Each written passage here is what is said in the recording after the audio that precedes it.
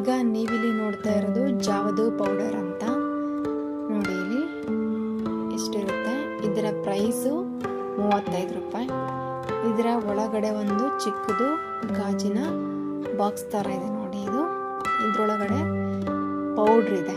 ಇದರ ಹೆಸರು ಜಾವದು ಪೌಡರ್ ಅಂತ. ಇದನ್ನ ಏನಕ್ಕೆ ಬಳಸ್ತಾರೆ ಅಂದರೆ, ದೇವಸ್ಥಾನಗಳಲ್ಲಿ ನೀವು ಹೋದಾಗ ಅಲ್ಲಿನ ಗಂಧದ ಕಡ್ಡಿ, ಹೂವು ಮತ್ತು ಈ ಥರ ಬೊಟ್ಟು ಇಟ್ಟಿರ್ತಾರೆ ಅಲ್ಲಿ ದೇವ್ರುಗಳಿಗೆ. ಅಲ್ಲಿನ ಸ್ಮೆಲ್ಲು ನಾವು ಒಳಗಡೆ ಹೋದ ತಕ್ಷಣ ನಮಗೆ ಪಾಸಿಟಿವ್ ಎನರ್ಜಿ ಫೀಲ್ ಆಗುತ್ತೆ.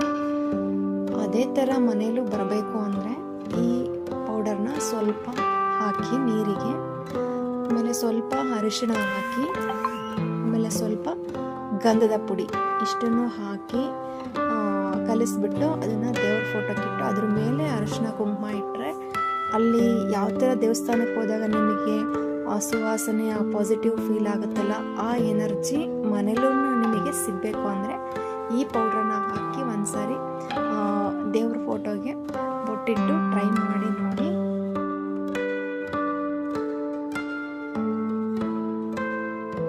ಈ ಜಾವದು ಪೌಡರ್ ಡಬ್ಬಿನ ಓಪನ್ ಮಾಡಿದ ತಕ್ಷಣ ನಮಗೆ ಆ ಸ್ಮೆಲ್ಲು, ಅರೋಮಾ ನಮಗೆ ಗೊತ್ತಾಗ್ಬಿಡುತ್ತೆ. ಇದನ್ನೇನು ಜಾಸ್ತಿ ನಾವು ಮಿಕ್ಸ್ ಮಾಡ್ಕೊಳ್ಳೋದು ಬೇಡ.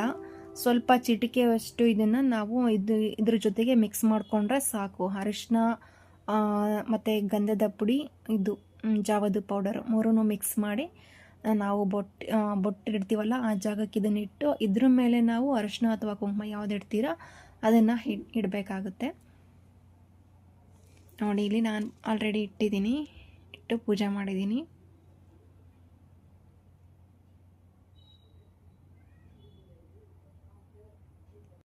ಈ ಸ್ಮೆಲ್ಲು ನಿಮಗೆ ವಾರ ಪೂರ್ತಿ ಇರೋದಿಲ್ಲ. ಪೂಜೆ ಮಾಡಿ 1 ದಿನ ಇರುತ್ತೆ, 2 ದಿನ ಇರುತ್ತೆ ಅಷ್ಟೇ. ಯಾರಿಗೆಲ್ಲ ಇಷ್ಟ ಇದೆ ಅವರೆಲ್ಲ ತಂದು ಮಾಡ್ಬೋದು.